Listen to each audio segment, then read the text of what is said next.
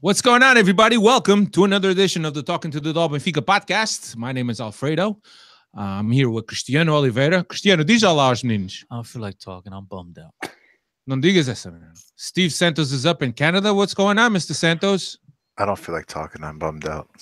Okay, and Dave, who usually doesn't talk, is also up in Canada. What's going on, Dave? Oh, the sun is shining. The palm trees are swaying. It's a good time. Not a boy, Dave. That's a good way to project a positive image with this long winter we've had. Anyway, tonight on episode number 276, we will look back at the Desportivo das Ave game. We'll also look ahead to Benfica's game this coming weekend, this coming Saturday against Feirense. If you want to interact with us, hashtag Benfica Podcast with your questions. We'll promise that we'll answer all of them. So here we are. So let's get into this. Benfica played the Desportivo das Ave this past Saturday. At Estádio da Luz, the second consecutive game at Estádio da Luz. I'm going to tell you guys why I'm hesitating a little bit, because I actually thought that I put this public and I don't see any viewers pop in. So nobody loves us anymore. I don't know if it's public or not. Stop mal agora. Watch when they get the news. I'll have to edit. Anyway, no here we go. So here we are. Welcome our first viewer. Here we are. So here we are for episode 276. Let's get right into this Desportivo das Aves game. Benfica hosted Desportivo das Aves at Estádio da Luz. Usually, same lineup with the exception of since Pizzi was serving a one-game suspension as a result of yellow card accumulation.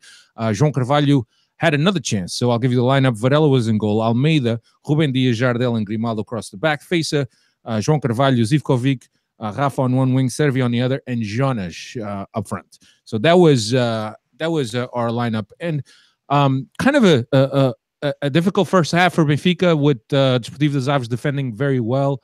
At times, Benfica really had a hard time penetrating. We went into the locker room struggling to find a break, to find some free space. Of course, whenever Benfica put some pace on the ball and on the play, they were able to break some barriers. But we went into the locker room and thinking that the past games at Estádio da Luz have gone so well, and now all of a sudden we're finding difficulty. So quite a first half for Benfica in terms of struggling to penetrate. So then they come out the second half.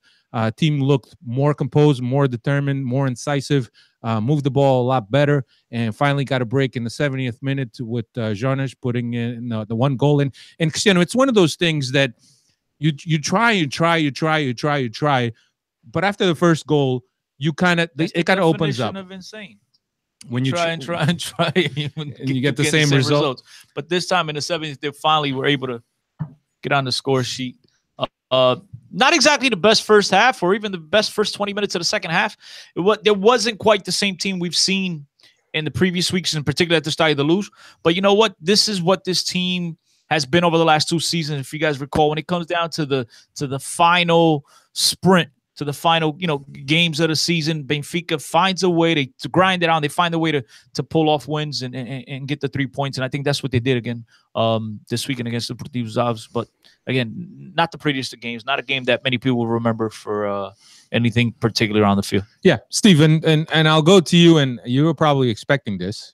Joao Carvalho, right? Joao Carvalho gets better go to him. Don't come to me. Gets another chance, obviously, and look. Again, not his best game, and look, to me the biggest thing perhaps with Joao Carvalho that I could speak in this playing devil's advocate type is that's not really his natural position. So I'm giving him the benefit of the doubt. Steve, how did you see Joao Carvalho's performance? He wasn't very good. In that type of position, you gotta always be available for the ball. I found like a lot of the game was passing him by when it didn't really need to be. Let's be honest, we have to give some credit to Aves as well, because I said before the game, thinking that they weren't going to sit back and defend deep, that they would come out and play. But I didn't realize that they had changed coaches so many times since probably the last time I seen them play, or last time I remember seeing them playing. So playing super deep, not allowing Benfica to get in between lines, not allowing Benfica to have time and space in the creation or the creative areas of the pitch. And Joao Carvalho really seemed to struggle with the tight shackles, with not knowing where to receive the ball and how to receive the ball, so that he would have that extra bit of time and maybe be able to use that little bit of extra technique that he has. It all went to waste. I mean, he wasn't horrible. He had his moments where he definitely made the game flow and made the game move instead of overcomplicating. But I think that he could have done more. He could have been a little bit more incisive if he had the courage and maybe the confidence. And let me try to use something that Chris seemed to like to use a lot for Lisandro Lopez, and say, well, he doesn't play much, lacks the game rhythm, maybe doesn't have the confidence of the coach, etc., etc. All true, but it all depends on how you spin it. I think in terms of the team's performance as a whole, you got to give a little bit of credit to Absh. We had a very hard time getting the ball in the creative zone and being able to play in that creative zone. I mean, sometimes we would get there, but things were too tight and we'd have to turn back around. Other times we would get there and it seemed like we weren't clicking. We weren't able to make the 1-2 pass, so that we were facing the opponent. We were always always forced away, and we have to give credit to Abj on that. And then the way the game turned around, I think I have maybe an apology or something towards Rui Vitória. This is the second time that he's basically said, okay, let's go and back to the 4-4-2 and try to occupy spaces, maybe occupy center backs a little bit better, so that there might be more space in between lines because of it, and it seemed to work. You notice it almost instantly. The moment that Raul comes on, the team picks up. And Steve, let me ask you something. Their performance and the intensity levels that Raul will give you. Let me ask you something about that, and it was something that I noticed too, that when Raul comes in, that kind of releases Jonas into different types of spaces, and also now the center backs are more occupied with Raul, and right off the bat, we see the difference because of Jonas' involvement. Did you also see that? Yeah, I mean, if you look at the goal itself, it's a little bit opposite, though, of what you would expect. You see Jonas playing a little bit deeper. He's occupying the two center backs. Plays, I believe it was like a 1-2 sort of with Raul. And then it's Raul who has the time and space facing the game in a creative type play, where you would expect it to be Jonas, because that's more of his game, the intelligence, etc., the touch. But he's the one who picks up the ball in that type of area, and he's realizes that the right pass is to Rafa, who's 1v1, and the goal comes from that. I'm not saying directly from that. It was a bit of a surprise to see Feirense to strike a ball so well from outside the 18 and then fall the way it did. But the makings of the goal does come from that extra man between the center backs or further up in the attacking line. So absolutely. I mean, there was a obvious betterment or improvement in our play as soon as Raul comes on. Now, Chris, I'll line you up and to say it was because Joao Carvalho was pretty bad for the first 55-60 minutes, and anything was going to change it. So here you go. I mean, look, Joao Carvalho was bad. That's obvious, right? But now I'll get to that in a second, because I have a question for you, Steve. But to get to your Jonas point, that's the reason, obviously, why Jimenez is brought into the game, so you can get Jonas away from the center backs and give him a little bit more room to move, to roam around and create and get more involved. Where Jimenez is more, he doesn't play exactly to the roles that I think Rui Vitoria prefers him to play, which was more of like a Mitroglou, which is just stay in the box and occupy that space and spread the field out for Jonas and get him room and, play a 1-2 off of him. But really his job in these games, I believe that's why he's doing these moves early. I think it's a little bit of desperation at the same time. I know you're trying to give him credit for his tactical analysis, yada, yada, yada. But I think look, Benfica has no choice, and he started to make these moves a lot earlier than he was doing them throughout most of the season. He's bringing in Jimenez a lot earlier than many people ever anticipate. But he's coming into the game to allow more room for Jonas and let Jonas get a little bit more involved in the play. I think that's the reason why he does it, and it's been working to perfection, and kudos to him. I tip my cap, and look, keep performing this way, and I have no complaints. Now, to get back to your Joao Carvalho thing, right? When he played against Belenenses, because you mentioned before whether he has the code Chris likes to use, yeah, fine. You want to use the game rhythm, I'll give you that. But he doesn't have the coach's confidence. Coach went out of his way to brag about this guy and compliment him and made sure that everyone knew that he was praising him ahead of that game when he was missing. But that was on the left side of center mid. That wasn't well enough. Now he comes out, gets his first opportunity. Once Pizzi goes out, plays in a totally different role than what he was expected to play on the other side once they inserted Zivkovic. And now that's still not his position. So, Steve, I mean, at what point are they going to realize that they don't have a position for this guy? I mean, he's just not there yet. And I have this conversation with Alfredo off the air all the time. I'm not saying the kid won't get there next year, as early as next year. But right now, as we speak today, he's not there yet. I mean, they're going to keep force feeding him. He's just not there yet. Maybe, look, you want to tell me it's his confidence?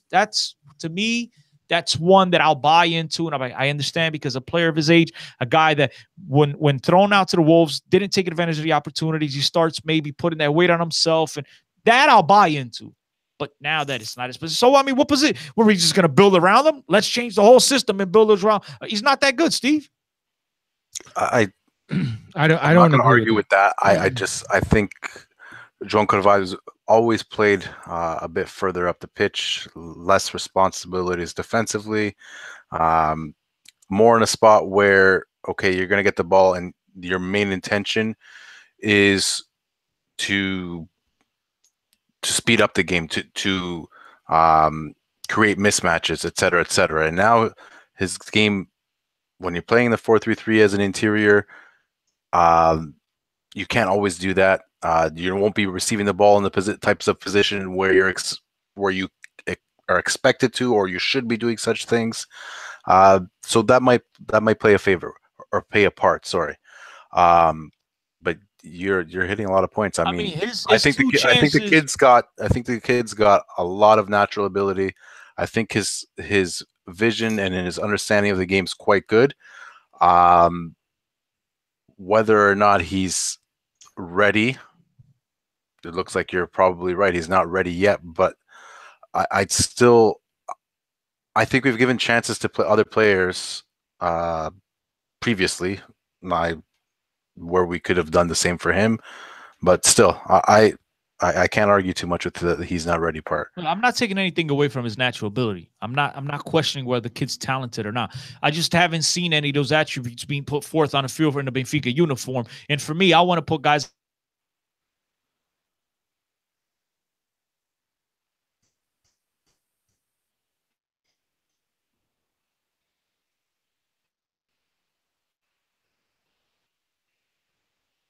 perform. And to mention, he had his 2 opportunities against Belenenses and Desportivo das Ave. I mean, even if you're playing a little bit opposite, you should still be able to show better on the ball than what he's shown in the first 2 games. You want to tell me his first one was on the road and fine, Chris, but then at home you have no excuse. He's not arguing with you. Players, I'm just explaining myself. I'm not arguing with you, but based on just that, players that have proven themselves to us also didn't have amazing moments in the first 70 minutes versus Abs, and the whole game versus Belenenses. Each game has its own condition. You can't. Steve, we're in March. Here's the thing that I wanted. Here's the thing that I wanted to ask you guys. With all the noise, off the field noise that's going on, and I'll ask you, Cristiano, off the field noise that's going on, and that went on this past week with the arrest of one of Benfica, Luis Felipe Vieira's right-hand man. How much of that do you think plays into the focus of the players' minds? Bro, I told you about this already. We spoke about this going into the game against Sporting. I don't think it affects much. I think the players do pay attention to it, but at the same time, I don't think they pay too much attention to that because their coaching staff should be doing the job, which is to keep them focused on the next game in hand. But at the same time, you are human, and you do read the stories, and your family and your friends are getting in your ear about this stuff. So, I mean, look, it shouldn't affect them much because they're professionals. They're out there to do a job. But I'm pretty sure, like, the Varellas, the Joao Carvalhos, for example, the Ruben Dias, the diehard Benfiquistas, the kids that lived Benfica since they were 5 or 6, it affects those kids probably a little bit more than it does the other guys that are, I don't want to call them mercenaries, but they're just professionals who are out there to do a job. And at the end of the day, they don't really care because to them, Benfica doesn't mean what it means to those other Benfiquistas, if you understand what I'm trying to say. Yeah, and I'm glad you spoke about Ruben Dias because I wanted to talk about him next. But all that crap needs to end. And we talked about this last week. That guy should have never been employed by Benfica to begin with. And now I hate this little bickering that Benfica has joined these other clown clubs that we've sat here and laughed and we criticized over the years. Now they've gone on to join these clubs and comment after every goal, after every yellow card, like, shut up, worry about yourselves. You know what? They get themselves involved in those games, and I understand you want to defend yourself, but you're bigger than that. I don't need to see a tweet from Benfica after every goal or every controversial foul or anything. Benfica needs to stay away from that. That's my professional opinion. It's my honest opinion. I hated it when Sporting did. I hated it when Porto did. I'm not going to tell you I'm okay when Benfica does it. Okay. Can I talk about Ruben Dias now? Go. So Ruben, last 4 home games for Ruben Dias, he has scored 3 goals. And Benfica's defense accounts for 13% of Benfica's goals scored this season. 69 goals scored. Ruben Dias, 3. André Almeida, 2. Jardel, 2. Grimaldo, 1. And Luizão, 1. So a telling stat from the Benfica defense, and especially from Ruben Dias, who got the second goal in this game. Now, here's the biggest question, right? So this was perhaps maybe a month ago. We're not having this question, despite the talent pool available for Fernando Santos being somewhat of thin, inexperienced, not inexperienced, but guys that really haven't proven themselves. Now, Steve, Ruben Dias is actually making a very good case for being called out by Fernando Santos. And now that Pep picked up this injury, even more of a case. But even if Pep doesn't pick up the injury, the way he has played this season for Benfica, with the output of goals that they had, with the performance that he's had, with the attitude that he's had, that he's playing a guy against guys that are much older than him, yet you really can't tell that there's an age gap there, as he's not intimidated easily. As a matter of fact, he asserts himself quite well during games. Ruben Dias is making a case for himself to be called for the World Cup. Absolutely. I mean, he's basically said everything there was to say. The kid's having a stellar season till now. I think all he's really got to do is keep up this level. I don't think he's got to get any better to make his way to the World Cup. I mean, the fact that he's sitting Luizão is already in itself quite the accomplishment. I mean, you guys will all mention Luizão's old, et cetera, but the input that he has on our team while he's on the pitch, the way that he's basically a second coach, the way that he commands his back line, that's all huge. And to not miss that since basically Ruben Dias has taken over that spot at the right side of the central defense, that's huge. I mean, that's a 21-year-old kid, I believe. Yeah. Mm-hmm. That's impressive. That's impressive. Yeah, absolutely. So look, whether Pepe got hurt or not, I do think that he deserves a call up for these 2 friendlies. As far as the World Cup, depending on how we perform in these upcoming friendlies, if he is called up, you can still have a conversation as to whether he should go or not, yada, yada, yada. But to me, the one thing that's for sure, and I think this is the thing that pisses me off, is if he was a Lagarto or a Tripeiro, everybody would be crying. The outcry will be, this kid absolutely has, but is that Benfica? So everybody wants to, make him out and say it's. You really think like that? Absolutely. I don't think so. Anyone that shows up at Sporting that shows any little glimpse of potential, everybody starts raving. The next best player in the world. Look, Ronaldo. Let's take a picture by Ronaldo. Selfie, right? And all of a sudden, they're called up to the national team. Instantly. They made big stinks about Paulo Oliveira, the Ruben Smith, all these clowns. This kid is playing to a level right now that does not, and you guys know how I felt about him at the beginning of the season. Yeah. All right. And look, I'm sitting here as a guy that wasn't crazy about him at the beginning of the season. I'm sitting here defending him. You can't name me 3 center backs in Portugal who have had a better season than Ruben Dias has had in Portugal. In Portugal or Portuguese? In Portugal. But I'm just talking about the whole league. In Portugal. So based on that, he should merit a call-up to the national team. Whether he's a starter or not, that's up to the coach. You think he's a top 3 best center backs in Portugal right now? You could probably name me 2 guys that have had a better season than him in Portugal. That's about it. That's it. You can make the argument. Possibly. You can make an argument. Felipe, you can make an argument. Marcano has played well. You can make it again. Felipe, listen, he's a Sarrafeiro the whole 9. But look, he plays well. He does his job. He's there to defend. And look, he breaks your legs. He doesn't care. His job is to get rid of the ball. But that being said, there's not many guys in the whole Portuguese league that you say have had a better season than Ruben Dias has had. This is a kid with no experience at this level, got thrown into the wolves because of injuries and suspensions, whatever it may be, and he's never looked back. He picked up an injury, missed out, and then he came back. He's never missed another game. The kid is a leader. The kid is playing well. It wasn't even an injury. It was an appendix. Whatever. Those are things you can't control. If you hurt an appendix, you're injured. Even you're injured, but it's not like he twisted. It's not football related. Right. He was on the shelf. He was injured. So I think the kid's played well. The kids played well. He's played so well, no one's even talking about it. As you mentioned, your captain, a starter for Benfica over the last, 13 seasons, unquestionable starter. And I know he's up there in age and he's not the same player, but still, the one thing that we always sat here when we praised Luizão for doing was bringing that leadership, right? That passion. That's what this kid at a very tender age has. And I just think that if he was wearing another shirt in Portugal rather than Benfica, everyone be crying. This kid, oh my, dude, I'm telling you, Steve. I beg to differ. I'm pretty sure I saw an article today on Zeru saying that he's in line to go to the World Cup. I can't remember where. Yeah, he's getting the praise that he deserves at this moment. I think. Yeah, I think that when you consider Pep's injury and what else Fernando Santos has to pick from. No, I actually do, guys. Believe me, I see people that are covering Portuguese football national team, and they're predicting their lineups and who the 23. And again, it's just predictions, obviously, because these guys have no control over what Fernando Santos is going to do ultimately. What, Thursday? It is, if I'm not Thursday Saturday. Reveals. I think next year. So these guys have no say, but a lot of these guys are leaving them out. And I'm sitting there like, what the hell? I mean, they're bringing up guys that are 30 years old, and I'm sitting there like, what does this kid have to do to prove to you guys that he at least deserves a call up to these 2 friendlies?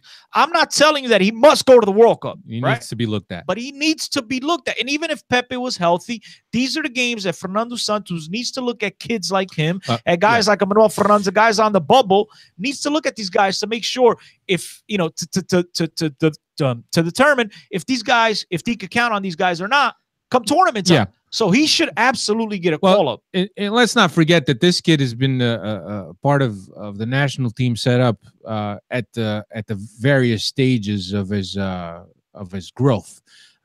Whether U15s, U17s, we saw him with the U19s not too long ago. He's a kid that the FPF is very familiar with. So the next logical step only makes sense that it's the A team. So I do expect him to get the call now for these games, and I think that the World Cup is very much within his reach. I think that perhaps a month and a half ago, it's not the conversation that we're having this detailed, but I think that he's made a case for himself, both on the defending end and contributing also with some goals, as Dave provided the stats. I think he'll get a call up to these 2 friendlies. I'm still not sure about the World Cup, though. Yeah, I think it depends on how he performs. Another stat that Dave provided is the usual habitual Jonas stat. Jonas scored the 31st goal in league competition, most goals scored in Europe. Yet he sits 6th in the Golden Boot race, and that's because the Portuguese league is 1.5 points per goal scored. He has 7 more goals than any of the other guys that are in front of him. Immobile with 24, Cavani 24, Messi 24, Harry Kane 24, Salah with 24. So Jonas has scored 7 more goals than any one of those 5 guys, but because the coefficient is only 1.5 and for those guys it's 2, obviously he sits in 6th right now. The other thing that I wanted to quickly say about Jonas is that Tite, the Brazilian national team coach, has revealed a list of players for some warm-ups for Brazil. Jonas was not included.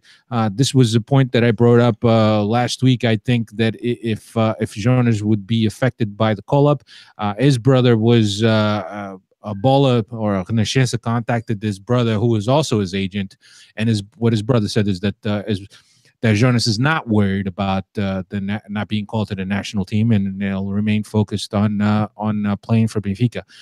It's never been something that would make or break Jonas's confidence being called to the national team. So he's very much relaxed and not being called to the national team, albeit something that I'm sure he would like to have done, but. Nonetheless, it's not going to affect his focus, according to his brother, who was contacted by Renascença. So here we go. 3 points from Benfica. We then benefited from Porto's loss at Mata Real, a field where Benfica had a lot of trouble, and Rafa really came through on that. So Benfica is now in control of their own destiny with a 2-point gap and having to play Porto on a head-to-head, so they could leapfrog Porto if they beat Porto, and they continue to win games the way they have been winning. Another stat here by Dave. Benfica has now won 7 straight games, if I'm not mistaken. 6 consecutive games. Last season, they won 7 consecutive games between February and March. And as we know, Benfica is usually a slow starter, and that has been the case with Rui Vitória's teams since he's taken over. But Benfica finishes very strong, and obviously the finishing with the championship, you can finish stronger than that. So let's hope that that we continue on that direction. The last 3 seasons under Rui Vitória, the last 8 games, which is what remains for the league. 5 wins, 3 draws for Benfica. That was in 2016, 2017, 2015, 2016. Last 8 games, 8 wins, and they finished the season on a 12-game winning streak. So that's. That was his first season. That was an incredible run. They won 23 out of 25 games. Something like that. It was an incredible run. Yeah. So here we are. Another obstacle now in front of Benfica is Feirense. So Benfica will travel to Santa Maria da Feira to play Feirense on Saturday, 6:15 local. Feirense is currently 16th. 23 points coming from 7 wins, 2 ties, and 17 losses. They have the 3rd worst offensive output in the league. They're scoring 3 against Varela. At home, 5 wins, 1 tie, and 7 losses, and 5 out of 7 wins at home. Only won 3 games of their last 10 games in the season. This season, 1-0 win at the Luz goal by Jonas. Last 5 at Santa Maria da Feira, 4 wins, 1 draw, and Feirense last 5 matches in the league. Like I said, I think it was two losses. No, I'm sorry, 2 losses. It was 3 losses. I don't know. Dave, that stat cut out. No big deal. So here we are against Feirense, and as we've seen games up north, some of the heavier pitches, and there's been a lot of rain been falling in Portugal. So we'll see how this match turns out. Usually Benfica has a good record at Feirense, but we'll just have to see. These games are just as difficult as a game against Sporting or Porto. I think these games are more difficult because these teams, They pull Obs, exactly what Obs did at Stade de Luz, but they're going to do it at a smaller pitch in their home with their fans behind them. Everyone, like I say this all the time, everyone knows that when they play Benfica, it's like their Super Bowl because everyone in the country is going to be watching. So these guys are going to put their best foot forward, and they're just going to sit back and compact defending and try to catch Benfica on a counter. And Benfica needs to be smart. They need to come into the game right from the very first minute with intensity, the same intensity we see, week in, week out when Benfica needs to put the foot to the metal. What is it? Foot to the metal? Pedal? I always get that one wrong. Pedal to the metal. Pedal to the metal, the pedal, the foot. But to the pedal foot to counts the too. Yeah, exactly. Yeah. You need the foot, or else you can't do it. But Benfica needs to come out, man, guns blazing, and I guess you're gonna get Pizzi back this weekend. That's gonna help.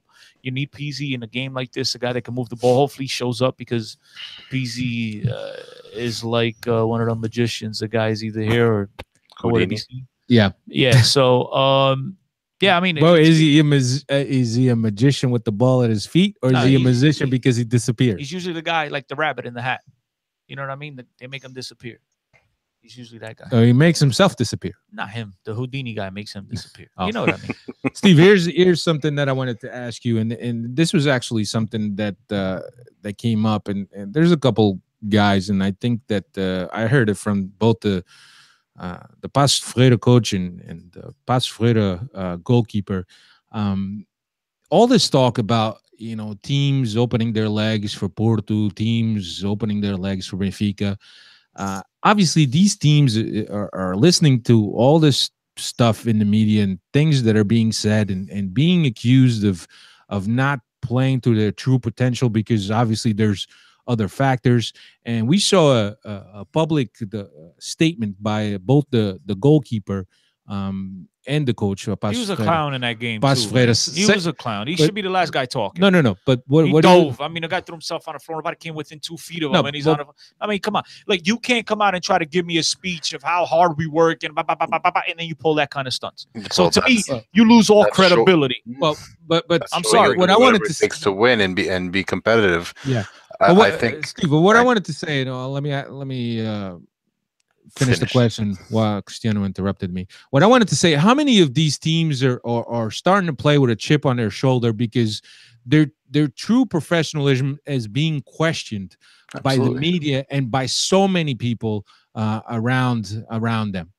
Absolutely. I mean, you're questioning, like you say, your professionalism, your integrity, your values as a human being, et cetera, et cetera. And of course, that 90% of the players that are going to be playing against us are going to feel the regular motivation that they have to play against Benfica, because we always, like Chris says, it's always their Super Bowl or however you want to call it. But now they have this added incentive to say, oh, you think that we're just laying over? Well, we'll show you. Of course there's a point there.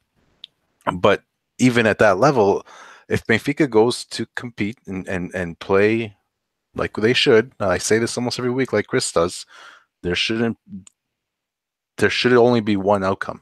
Feirense, this time I checked who the coach was, and I remember, et cetera, they're a team that try to play football.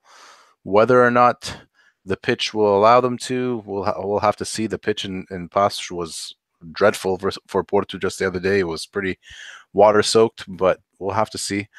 But the whole thing with the mileage and all this stuff, that's what's ruining Portuguese football at this time. I mean, everything is always extracurricular or extra football outside the four lines, and it's just it's becoming sickening. Steve, you know what's ruining Portuguese football? The 3 big clubs. They're what's ruining Portuguese football. Because when you have your directors, right, and you have your press officers, right, when you have people that actually speak for the club, right, putting out all this doubt and doing nothing but spewing garbage, right, week in, week out, every single freaking game, they're the ones that are making this look worse. They're the ones that dirtying the image of the Portuguese league. And again, I'm not saying it's squeaky clean and yada, but to me, Anyone associated with a club should not be allowed to make these public statements. They should be fined. They're not no 300 euros. I'm talking about 15, 20, 30, with 46 cents. 40,000 freaking euros, because that's the only way these guys are going to learn. Because you find someone 1,500 euros, like, whatever, dude. I make 30,000 a month, right? Some of these, bro, come down hard on these guys. Because it's ugly. It's not just ugly for these smaller clubs. It's ugly for the fans. Yeah, it's ugly. You're trying to promote the league to the outside, and you read up, and this is all the garbage. Yeah. You see the directors from the clubs be involved. Like, the fans are, you expect it. But the members of the clubs? I agree with you. Come on. I agree with you. I think that the league really needs to take control of this. And look, if their mission is to fight for the popularity of the Portuguese league, for giving money to these smaller clubs who can't even put 4,000 people in the seats week in, week out, you need to take a hard stance on what these guys come out and say every week. So whether it's levying heavy fines or whether it's suspending guys, you need to control that. You need to keep all this noise away. Though it needs to for every club. You can't just for every club. Look, to me, it's you talk, you're fine. 40,000. End of. I don't give a crap if you say this much or you say this much. You talk, you're fine. Yep. End of story. You do it twice, double the fine. 3 times suspended, and that goes for everyone. Not an exception. This guy from Benfica, oh, he didn't mean it. This guy from Porto, oh, he meant to say this. No, everybody. End of story. Everybody. That's the only way you're going to be able to make the Liga NOS about football and not about the extracurricular activities and the stuff that goes on off the field. Let's preserve the beautiful game. And look, there's a lot of talent in Portugal. There's a lot of talented players in Portugal, but the league is getting a bad rep because of all these guys, what these guys are saying, what's been reported, what the media is saying, so on and so forth. So the league has an obligation to come out and really, you know how we always say blindar o balneário? You know, just put a lock around the balneário so the balneário is not exposed to all the extra stuff. The league needs to blindar the league itself. The league. Bro, people. If you're an investment company or companies and you want to invest in a Portuguese league, right? And you start doing your research and you look at your own directors, like your club directors, right? And they're calling other clubs corrupt. And this is all this. Why in the hell would you ever want to get yourself involved in any of this? And I think that, and today, not today, this week, I read a little bit of news that Liga NOS, which is the main sponsor of the league, is not happy about everything that's going on right now, and which is really, you know, their name is associated with this league. With corruption. So whether or not, you know, it's true or not, whatever's published, you know, several media outlets throughout the world pick up on these stories, whether they're sensationalized or they're true or they're not true. And I'm not here to debate whether they are or not. But all of this stuff is hurting Portuguese football. All this stuff is hurting Portuguese football. The reigning European champion and a league where so many talents have come out and have become great players all throughout Europe. And this is the harm that's doing to the league. And look, we're not sitting here pointing fingers. I mean, Every club, our beloved club just has someone locked up this week, and in the last 2 months they've had their offices raided. So I'm not sitting here and saying it's everyone else. I'm talking about Benfica, Porto, Sporting, Feirense, Beira-Mar. They're not even in 4th division. Setúbal, Braga, Guimarães. Everyone, they need to put a stamp on this shit and get everyone hush. Play football. You got plenty of money. Put private investigators around stadiums if you're worried about malas and all this. You got plenty of people that could do this type of you want to hear a funny thing? I don't know if you guys read this or not, but Paulo Futuro got called by the Polícia Judiciária today, and supposedly the purpose of his visit is so he could explain to them how the jogo da mala works. So Paulo Futuro said that he's always saying he's it. Been very familiar with the jogo da mala, and he says that it, without a doubt, that it exists. So the Polícia Judiciária called him and asked them how it works. So there you go. Let's get into our Twitter questions before this gets any more depressing. I know that we're losing Steve. Here's one for you, Steve. This is from Farmácia Franco. A que horas é que o Rui Vitória vai embora? Avisem a malta com antecedência para organizar rave no Marquês. Farmácia. Franco. Farmácia Franco. That's harsh given the current climate of him. The team playing pretty well. He's saying all the right things as per usual. I think it's pretty harsh.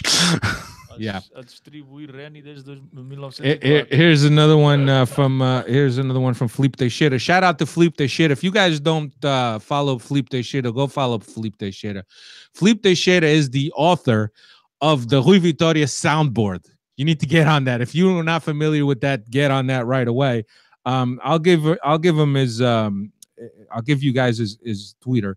Apetece-me uma. Yeah, it's APETECEUME. So at apetece-me.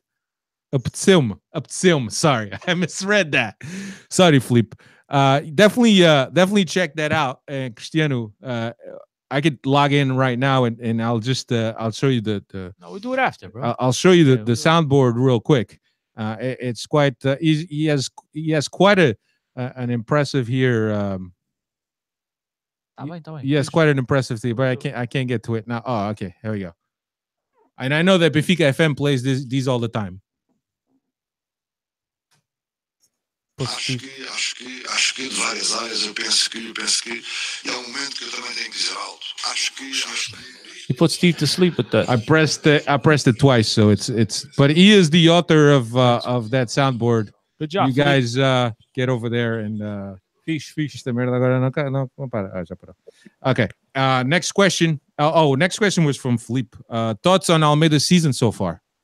Cristiano, you want to take that one? No, we said it last week. He's been a lot better than we all anticipated coming into the season. He's had a really good year, both offensively and defensively, and I think he's quieted down a lot of those of us that cried so loudly for a right back to arrive in January. Yeah. Steve, here's one from Daniel Infant from Down Under. Do you think that Servy's form has dropped the last 2-3 games? If so, should he be benched for a game? That's a little bit harsh.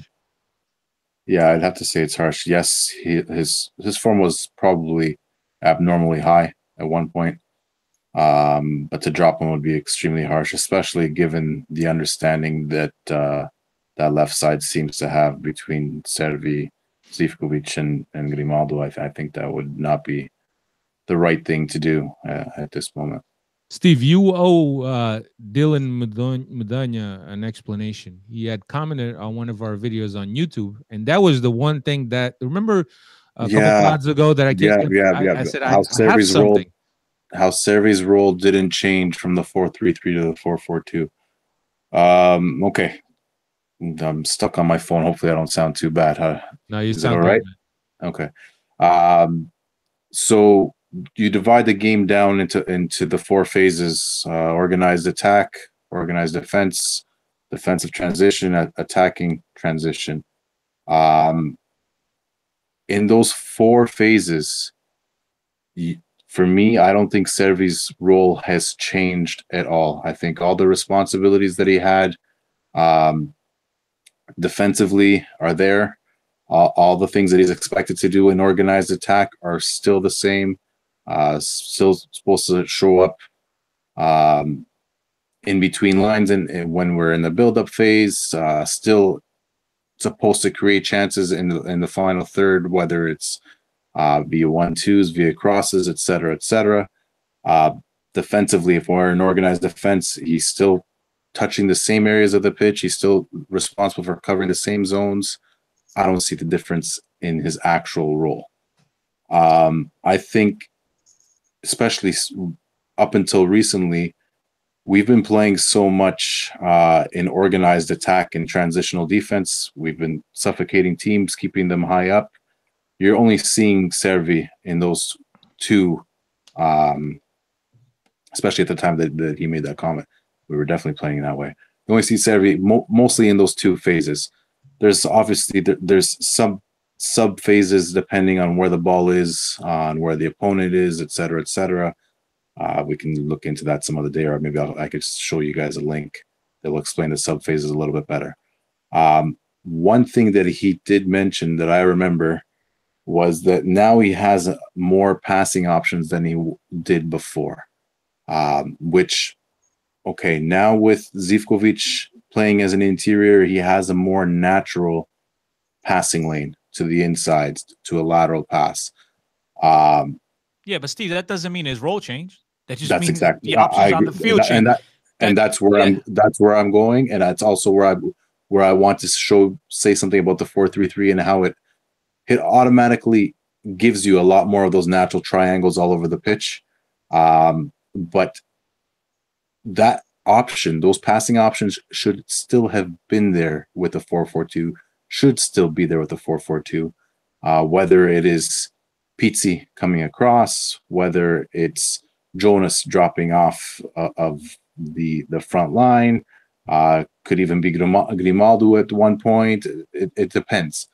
Basically, the way that I see football and the way that I think things should be is the guy that should always have passing options.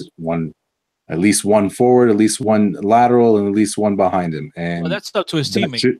That's up to his team. That's up to his teammates to make the correct movements. So for me, that's not formation based. That's model. That's game idea. The way you think about the game. So I don't think the 4-3-3 naturally gives you a little bit of that, but that's not saying that the 4-4-2 previously to that is the reason that it was lacking.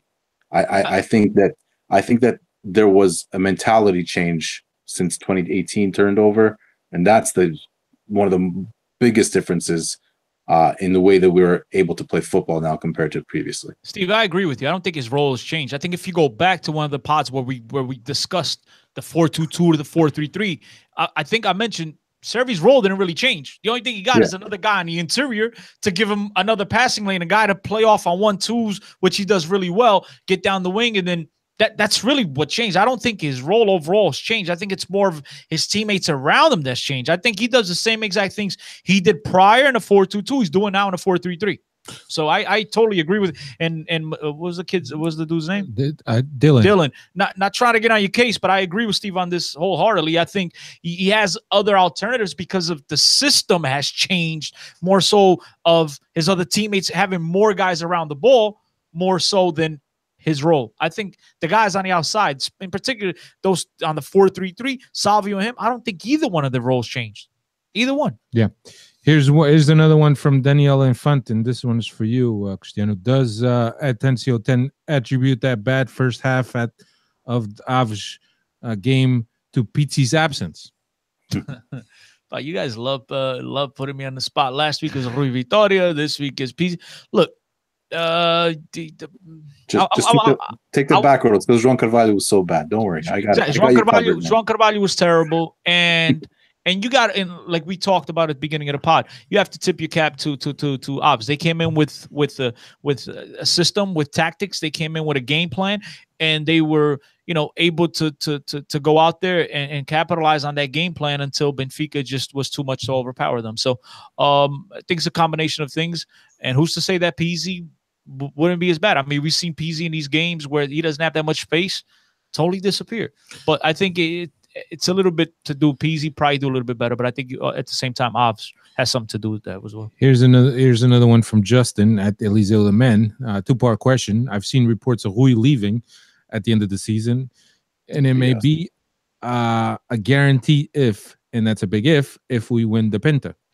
Do you think he'll leave?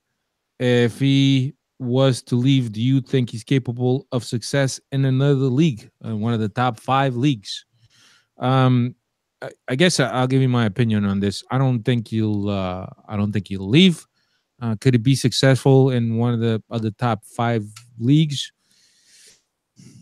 Depends what you consider successful. I mean, look, I think it's all relative, right? And it's all relative to the squad you're given also, right? Yeah. But I think as long as he has the right technical staff around him and a very, very strong tactical guy next to him as his right man, he could very well have success in other leagues. Do I think he leaves? I don't think he leaves if we win the Penta. I don't think he leaves if we don't win the Penta. Cristiano, what's your take on that? I think if Benfica doesn't win the Penta, I think he should leave. I think he should absolutely be out the door. And I know he's had a terrific second half. But as a Benfiquista, a guy who's cried, not now, I'm a little bit older now, but when I was young, used to cry a lot after defeats. Who went through that? What do you call the Vietnam era? That whole, I remember that like it was yesterday. I will never forget those years because I ate a lot of. I was gonna say crow, but I ate a lot of shit. Yeah, you know what I mean. I ate a lot of shit for many years. Muito cagalhão. And I will never forget that pain. I will never forget that the 7-1 Celtic. I will never forget these games, right? And now on the Rui Vitória, be careful. I have another one to add to that, the 5-0 against Basel. Be careful. And so Neil wants you to write an apology letter, both of you guys. Due to the catastrophic, to the horrendous, the pathetic performance in the Champions League, if he doesn't win the Penta, I want him gone. So it's all forgiven if he wins the Penta. If he wins the Penta, look, I'll bring him back. But if he doesn't win the Penta, I said this. Go back to in December when they got eliminated from the Taça de Cerveja, Taça Portugal. I mean, by December, Benfica was out of every single competition. When the hell? I mean, you had to it's been a while. Yeah. You had to go back to the Vietnam years. Yeah, I mean, it's been a long time, and I understand he's had to adjust because he loses players. I get all that, but that's part of being a coach at Benfica. It's part of the game, especially when you're a selling club. But that's what I mean. It's part of the game. Yeah. And so I won't forget. I can't forgive him for that. But now, I actually give it a. You think do you think he'll be successful? I'm always thinking out of the box. No, I don't think he'll be successful at all. Forget about that. I mean, he's not going to go to any of the top 5 leagues. He's not going to go to any of the 3 big clubs in those leagues. Therefore, he's not. Forget about even in those clubs. I still think he'll struggle. But that's another conversation. Be careful. I still think he'll struggle. I do give it a bigger chance than you guys do. Bigger odds that he might leave even if he wins the Penta, because Benfica has been in love or has had this romance for Marco Silva for quite some time now. Deixa falar, man. Listen, when you talk, I interrupt. You want to interrupt me? Do the same. But if not, let me talk. I think Benfica's had this crush on Marco Silva for a very long time. And we saw with Benfica and Jorge Jesus where Benfica's coming off a championship. And I understand he was making a lot of money, but Benfica was always trying to find them suitors. Benfica's always trying to find them. And hold on. I'm not saying it's a foregone conclusion. I'm just saying I could see that. I could see Benfica saying, "Epá, vai para uma das ligas maiores." You understand what I'm not saying Benfica's going to push him out the door, but I can see that just so they could get the guy that they've had a crush on for the last 4 or 5 years now. I'm not saying it's going to happen, but I give it a 4% chance where you guys give it a 0% chance. I'm just saying I give it a little bit better chance than you guys do. That's all I'm saying. I think that what I've seen in the past, I would say 6 weeks, I think this is the best I've seen Benfica play under Rui Vitória. Yep. And Steve, I know you agree with me. Steve, I don't know if you want to get involved in answering this question. We all know how you feel about Vitória. You're kind of like along the same lines as Cristiano. I don't think it's the right thing to let him go as long as we are within touching distance of the Penta. Personally, if we lose by 1 or 2 points, etc., I don't think it's the right thing to let him go. I don't think it shows the right. I don't know what the right word is here, but the right direction from the club if we let him go, if we are right there. But that's the way I look at it. Steve, here's the question, Steve. Is it an upgrade? Is Marco Silva an upgrade over Rui tactically? I don't know about the man management. Tactically, I don't think it's a question. So. I don't think it's a question. So if Benfica loses, right, after disastrous, because it'll be if Benfica do not win the Penta, it'll be an absolute joke of a season. It'll be a disaster. It'll be a car crash. You understand? To me, I don't care if you're 1 point or 10. You're the first loser. You didn't win. And so I could see them really turning over the page there even more so because, look, you've taken us as far as you can take us. Thank you. We need a little bit more. So I'm not saying it's going to happen, but I just, look, man, there's different arguments you can make on both sides. I think it'd be a lot worse if you finish third because third in no Champions League. There was reports as Eric Medeiros was also he's got a look, and I got Mark Silva. You're gonna go to the reports with the Independent, right? The Independent. No, I have to. I have to give credit to our man Dave. I have to give credit to our man. Yeah, Dave. The ball is already.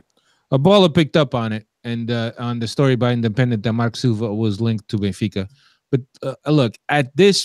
here's the thing, right? Take a couple steps back.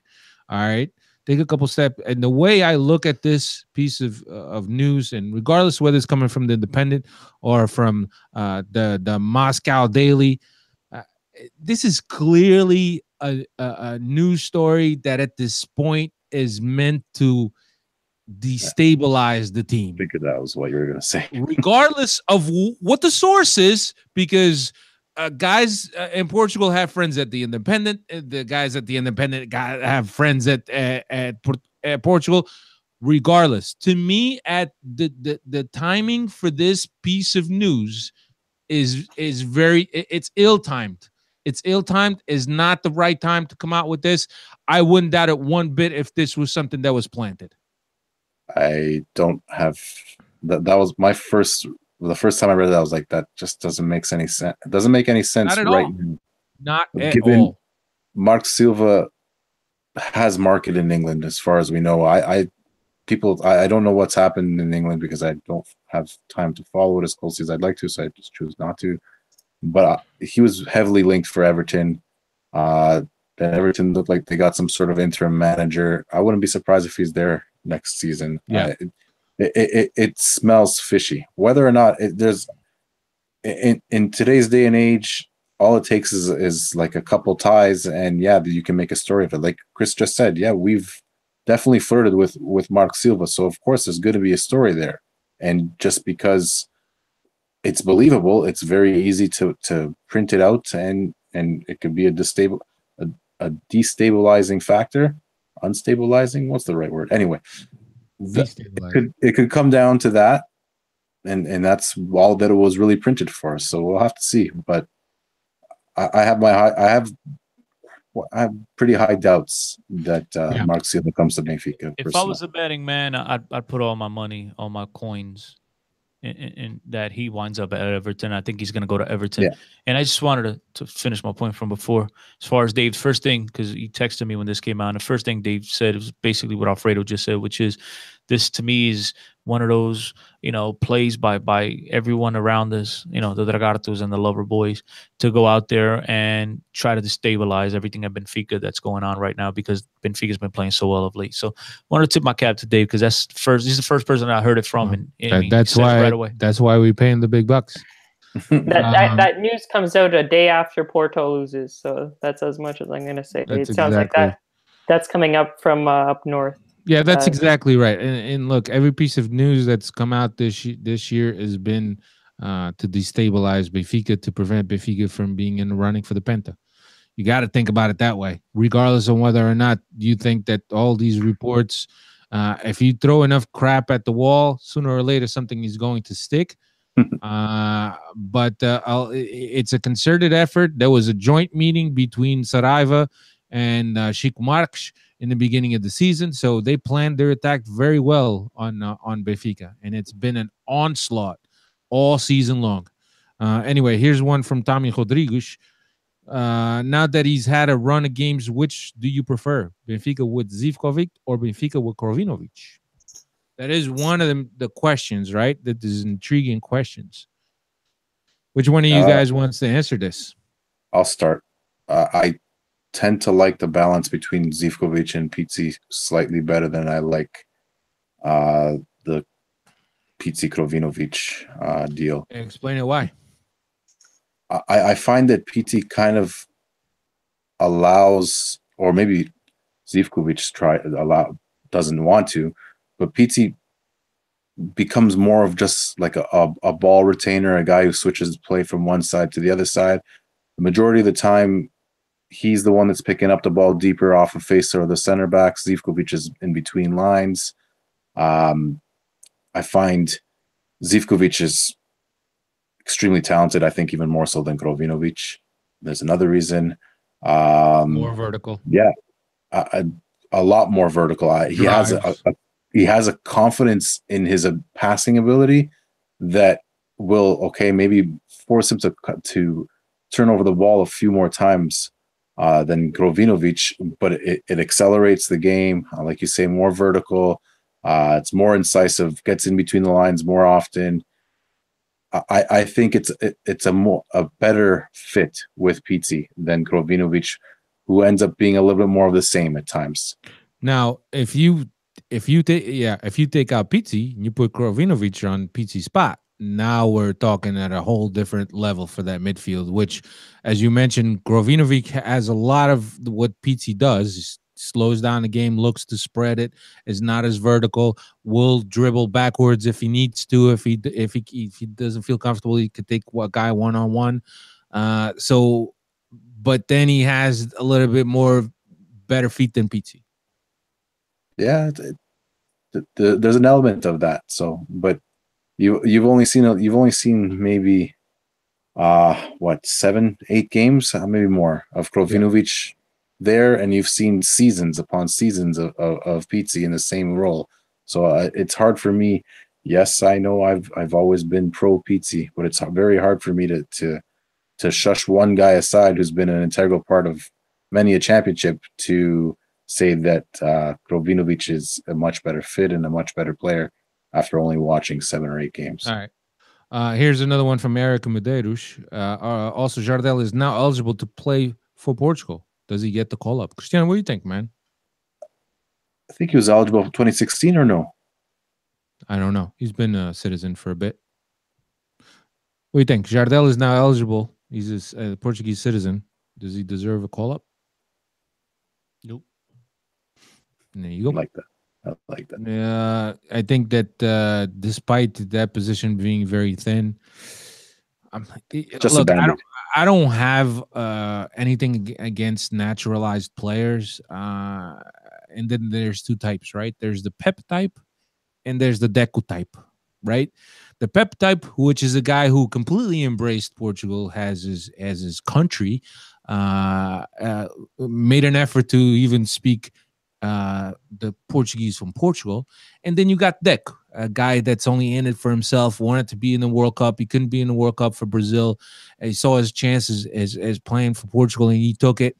Not really a guy that, is going to say, oh, Portugal gave me everything, this and that. So you got those two types of guys. For me, look, there's plenty of talent, and regardless how good a guy is, let's just stick with the Portuguese guys. I have no problem with it. If you're good and you want to be Portuguese, I'd rather you beat one of those Pepe types, to pledge your allegiance to Portugal. But if you're good, I don't really care. There's plenty of other guys. There's a couple guys in Italy that have Portuguese citizenship somehow. Coutinho. And Coutinho through his, I think, grandfather, something like that. That's crazy, man. But he got called up. But if Coutinho is available, anybody at that level, absolutely. So, I mean, there's a couple guys, I think, at Lazio. There's one somewhere else in Italy there's a couple guys in Italy that could actually be called up by Portugal if they chose to. So I have no problem. If you're good enough, I just don't think Jardel is, that much in demand or better than any of the Portuguese, the other Portuguese guys that are in consideration. So. Here's one from somebody we haven't heard in a long time. João Gomes. João. Give a shout out to his username. João Gomes. JP Gomes 89. Yeah. João Gomes asks, will the international break that's coming up be positive or negative for Benfica? I think. What do you think, Steve? Here's the thing. What I think. I think that if we had guys injured, and we need to get guys healthy, definitely. On the road that we're in, and in the rhythm that we are in, playing every week, it could be a little bit detrimental. That's my hunch as well. It could give you. You got to look at it another way. It could give you a chance to iron up some things. Tactically, it could give rest to guys who are important but don't play for the national teams for us. Just trying to think of anybody who's a Jardel, a Jonas, who else would be in the same boat, Servi. So it's got its benefits, but I think right now the team's in a good moment and things are clicking. It'd probably be better, like you say, to not have the break. But those it's always very hard to read how that ends up. I mean, Somebody just mentioned Servi's lack of form. What if after this international break, he doesn't go to the Argentina national team? He gets some proper rest, comes back to that form that he was before. Are you going to say that the international break was beneficial? It's hard to pinpoint those types of things. There's a lot of ifs out there. I think that it could be detrimental because of the rhythm that you're finding. And then again, at this point of the season, maybe if you give guys a couple extra days off, it's not too bad. Recharge some batteries, spend some time with the family. It's been a long, arduous season. You had a very, very tough Champions League campaign. Crickets. That's it. That's all I got. It sucks for all of us. It also gives the other teams like Porto and Sporting some time to rest up because they have a lot of injuries themselves. Those guys need. I would say it's beneficial for them, not so much for us. It's more beneficial for them than for us, I should say. That's it. Dave, you want to give a prediction for this Feirense game? You're the stats guy. He looks at numbers all day. Yeah, it's going to be tight, and we already talked about Malish, and this has a Malish game written all over it, especially after last weekend with Porto and Pash. But I'm hopeful, at least 1, maybe 2-0. Yeah, that's it. That's all I got. A shout out again. I feel bad for screwing up his Twitter. Silm, Felipe Teixeira. I'm gonna let everybody tell everybody to follow him. That's all I got. Cristiano, you got anything else coming up? Any appearances on podcasts, interviews with MLS players? This guy, he's giving an open opportunity to plug something, and you're just shaking your head. I'm surprised. Nah, nothing off the top of my mind. Yeah, pretty sure. I mean, whatever it is, I'll be on Twitter. You could follow Cristiano at 10co10 on Twitter. Steve Santos is at Steve Santos 6. Dave does not have Twitter, and I envy him. At Benfica Podcast, benficapodcast.com. You can check us out on iTunes, Stitcher Radio, Google Play, and all the other outlets. Next week we will be back. We'll break down this Aves game, and I think there's an international break, right? Not Aves. And then afterwards is Guimarães. We will play Guimarães at home. Another tough game. Anyway, thanks to everybody for checking us out. Thank you guys that were watching us live and sent in the questions. Thank you very much. We'll speak to you again next week. See ya.